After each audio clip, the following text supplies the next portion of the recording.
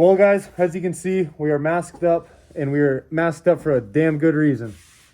Dash is getting redone. As you can see, I got my plans over here. This is a 3D printed board, or it was. We're gonna have the intercom here, the new Holley dash over there, and then over here, had Trev 3D print this bad boy. It's gonna be going right there. Have all my light controls on a switch panel, and then over here is going to be the toggle switch to start, or for accessory power, and then a push button start to start the car. Didn't want to put it on this just in case this fails for some reason. I'll still be able to start the car and get home to camp. So first things first, I line this up. I need to drill out some holes for these guys, and then we're going to be screwing this in. Here we go.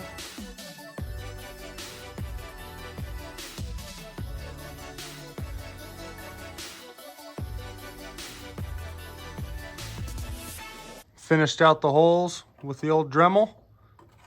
Got them widened up a little bit. Now we are going to put our piece back on and see how these holes line up.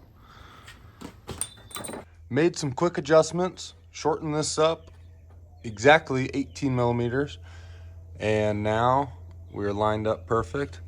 I'm about to drill out these 4 corner holes, get some recessed bolts in there, and then we'll be officially done with the driver's side and ready to cut out a hole on this. Well, you can basically call us the 3D masters. I took some dimensions last night. Trev did some designing this morning, and here we are with the first attempt on the passenger side. Clean as hell. Goes around the new radio. Perfectly matches the other side. Bang, bang. Now, we need to figure out what we're gonna do for the middle. The Holley dash is in, baby. We're finally able to complete the front end. Decided, you know what? Let's break out the 3D printer and do it right. So we added a little angle on it so there's not as much sun glare towards the driver.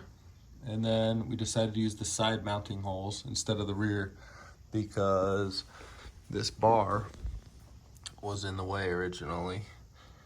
So had to make a little cut in the fiberglass to get the wires out, but everything looks freaking sweet. Dash is officially complete. We just need to get these stickers put on this little Switch Pro guy over here. Bang.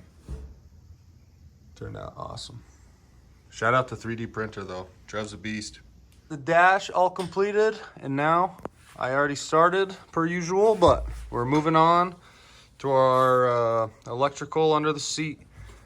3D printed this bad boy that we will show you more of. It's gonna be making the Terminator X waterproof and also housing the Switch Pro. Here is the little quick disconnect deal we made.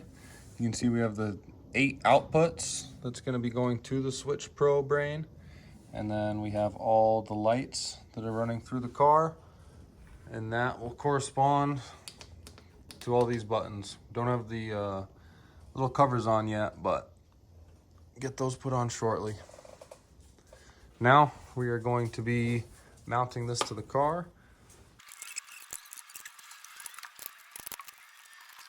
All right, I forgot to show you guys how the box works when putting it together. So you're gonna have to look through all these extra wires, but we got the Terminator X.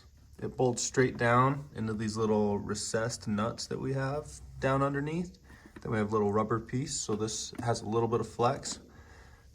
And behind it on the wall, you can see the SD brains, or what would be the Switch Pro brains. We have a little bolt on each side going through the back wall, and then we siliconed it in so it's all waterproof. As I showed you, all the outputs coming out over here. We have the main smart wire that brings it up to the front, where you can see I've put on all the stickers for all the lights. Back here, we have the main power to the Terminator X, and then all the functions, or all the other wires that come out, runs along this. Obviously, all these are still needing to be loomed and whatnot. On this side, we have our main power and ground posts that we ran a big thick gauge wire from the battery, so we could connect things easy over here. We still need to clean stuff up and get it all looking nice.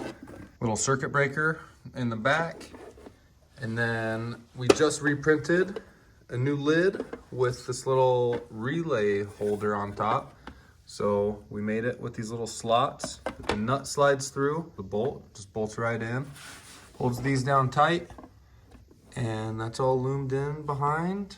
We just need to get everything cleaned up, tightened up, and we are good to go.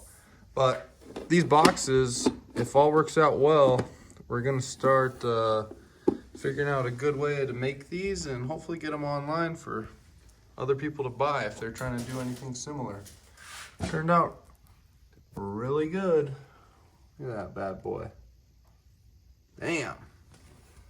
Pretty sweet. All right, guys. Unfortunately, motor has been started, but we had a rear main seal leak. So motor is getting torn back out of the car. We got to get back underneath the clutch and change out that seal again. Actually buy the right alignment tool this time and do it right. But I got all the wiring cleaned up down here.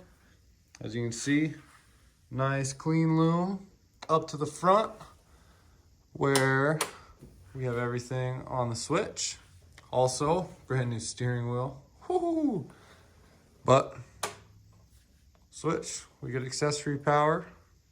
From here, we can turn on both of the radios that are sent to one of these relays back here.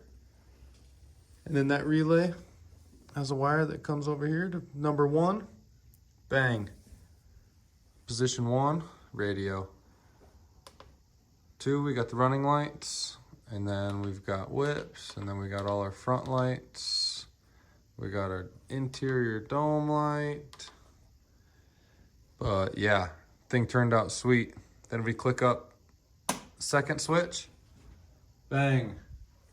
Holley starts flicking on. Let me get this dome light on again so you can see the steering wheel while that turns on. Whoo-wee. Then over here, we got the Holley dialed in. So pumped for this, but this is the end of this video. The next video, I promise, you're gonna get to see this bad boy running. It sounds mean, I will tell you that. So, see you in the next one, guys.